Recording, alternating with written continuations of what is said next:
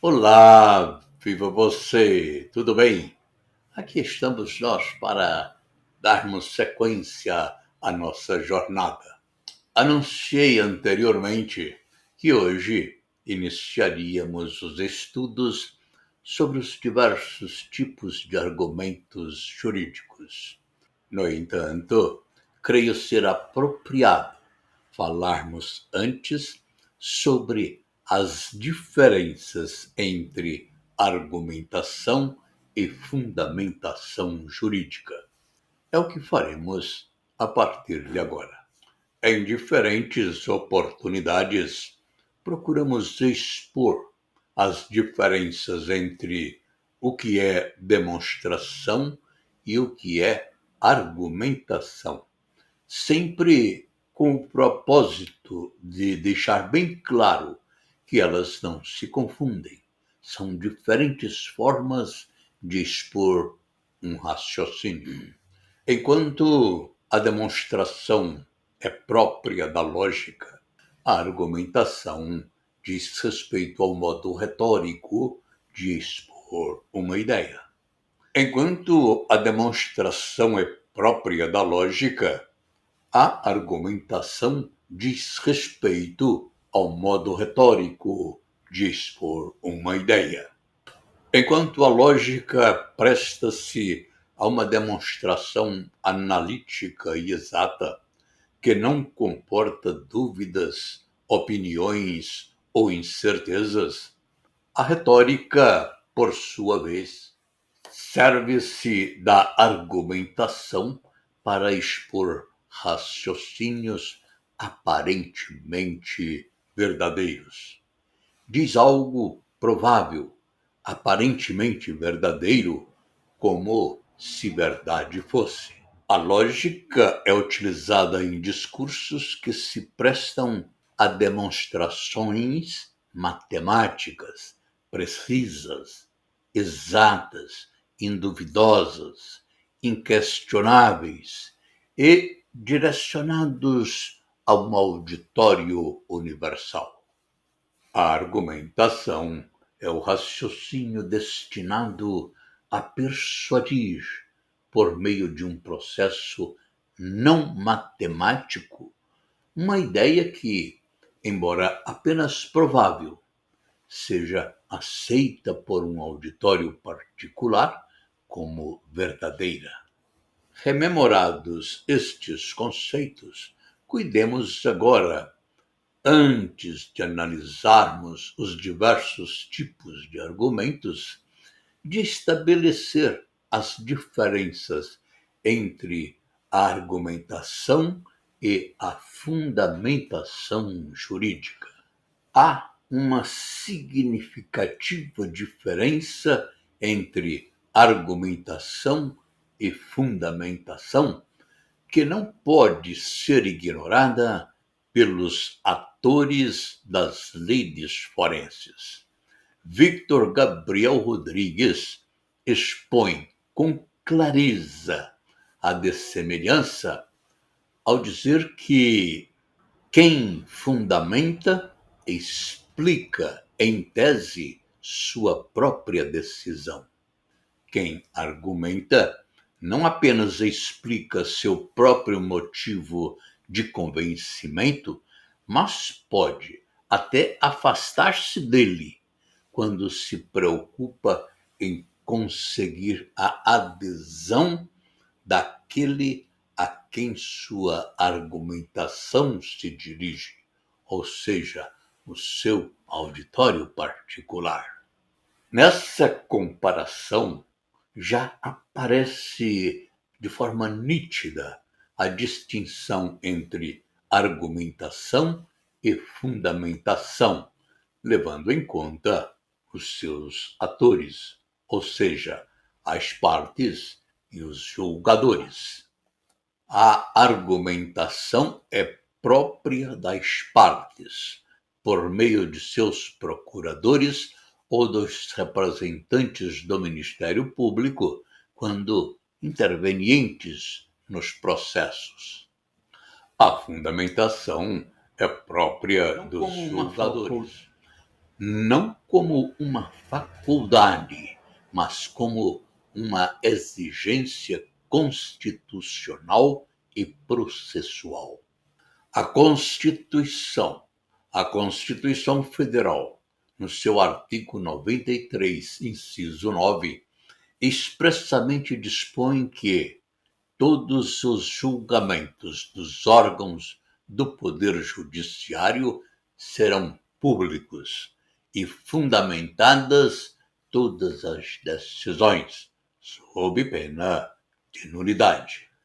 E o nosso Código de Processo Civil, como não poderia deixar de ser, no seu artigo 11, caput, repetindo a redação da Constituição Federal, seguiu a mesma trilha.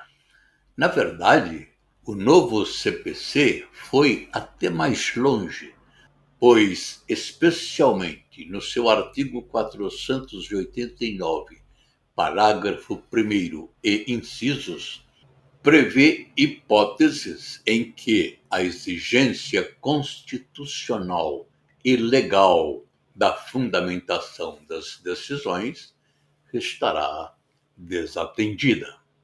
Quem argumenta defende uma tese aparentemente verdadeira, mas que talvez assim não seja segundo o direito.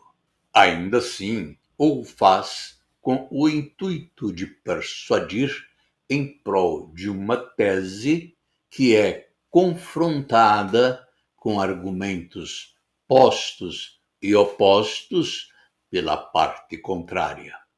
Quem fundamenta elenca os motivos com os quais procura convencer as partes de que a decisão proferida é fruto de um livre convencimento e lastreada nos imperativos da norma a qual se subsume o fato, colocado sob o imperativo do pronunciamento judicial.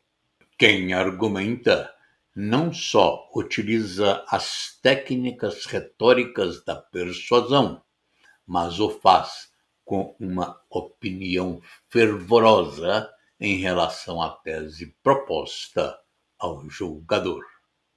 Quem fundamenta procura demonstrar que a decisão proferida é chancelada pela imparcialidade e fruto de uma justa e adequada interpretação dos fatos e das normas, sem qualquer resquício de um julgamento arbitrário. Quem argumenta, diz Victor Rodrigues, não apenas explica seu próprio motivo de convencimento, mas pode até afastar-se dele quando se preocupa em conseguir a adesão daquele a quem sua argumentação se dirige, como dissemos antes. Quem fundamenta o faz mediante a interpretação judicial das normas aplicáveis aos fatos discutidos nas argumentações. Expõe, por meio da fundamentação, o método de raciocínio de que se serviu o julgador ao aplicar a lei ao fato concreto, permitindo às partes e à própria sociedade aferir a imparcialidade da decisão.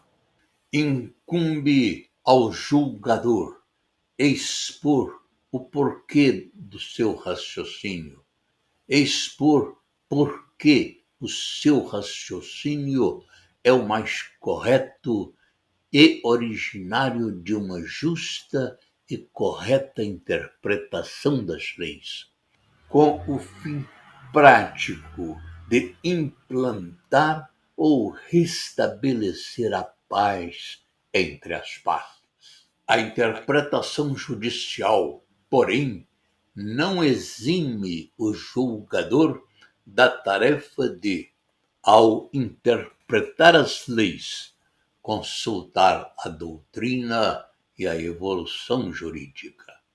Nesse caminhar, deve cuidar-se, no entanto, para não deixar ser demasiadamente seduzido pelo teorismo, como advertia o notável jurista Nelson Hungria em seus comentários ao Código Penal. Diz Hungria: mas se ele se deixar seduzir demasiadamente pelo teorismo, vai dar no carrascal das subutilitates iuris e das abstrações inanes, distanciando-se do solo firme dos fatos, para aplicar não a autêntica justiça, que é o sentimento em face da vida, mas um direito cerebrino e inumano. Não o direito como vida social, mas o direito como ciência da lógica pura, divorciado da realidade humana. Não a verdadeira justiça, que é função da alma voltada para o mundo, mas um direito postiço, arrebicado, sabendo a palha seca e cheirando a naftalina de biblioteca. O juiz, que para a demonstração de ser a linha reta o caminho mais curto entre dois pontos, cita desde Euclides até os geômetras da quarta dimensão, acaba perdendo a crença em si mesmo e a coragem de pensar por conta própria.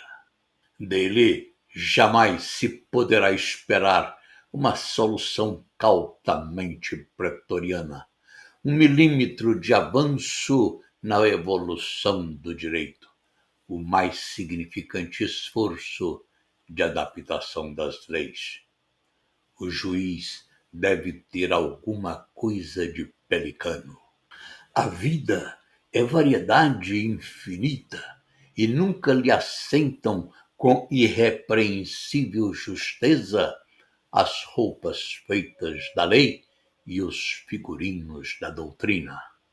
Se o juiz não dá de si para dizer o direito em face da diversidade de cada caso, a sua justiça será a do leito de Procusto. Ao invés de medir-se com os fatos, estes é que terão de medir-se com ela. Da mesma tribo do juiz técnico a priorístico, continua Hungria, é o juiz fetichista da jurisprudência.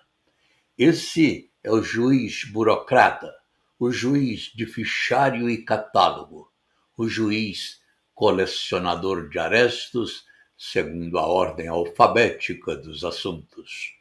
É o juiz que se põe genuflexo diante dos repertórios jurisprudenciais como se fossem livros sagrados de alguma religião cabalística. Para ele, a jurisprudência é o direito imutável e eterno.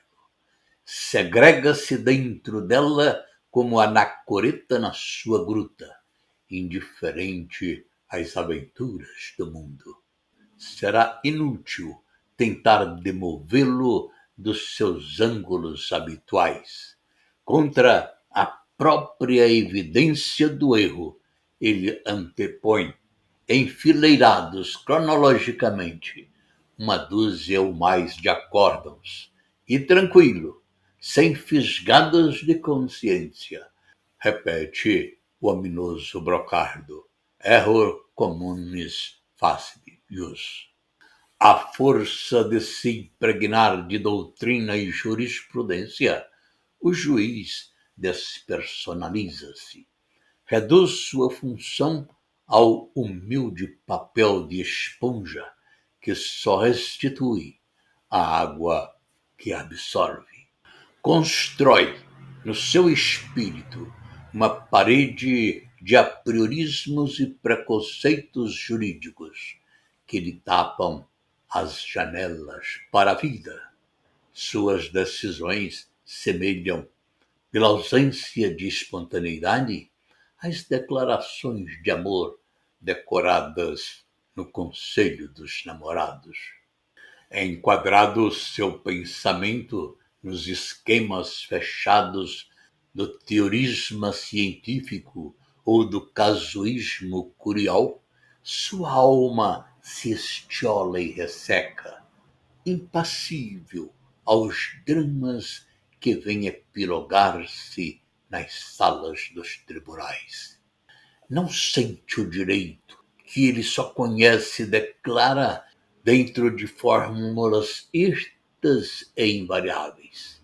Exerce a função tão fria e impessoalmente como o empregado de aduana ao classificar mercadorias sob as rubricas de tabela tarifária. Com estes doutíssimos comentários de Nelson Hungria e com os conceitos já explicitados, estabelecidas estão as diferenças entre argumentação e fundamentação. Em nosso próximo encontro, começaremos, agora sim, os estudos sobre os diversos tipos de argumentação que, precedentemente, antes de qualquer sustentação oral, são utilizados na petição inaugural. Comparando as diferenças já demonstradas, agora por meio de um diagrama que aparece em sua tela, dou por concluída esta videoaula. Grande abraço, até a próxima. Gratidão sempre.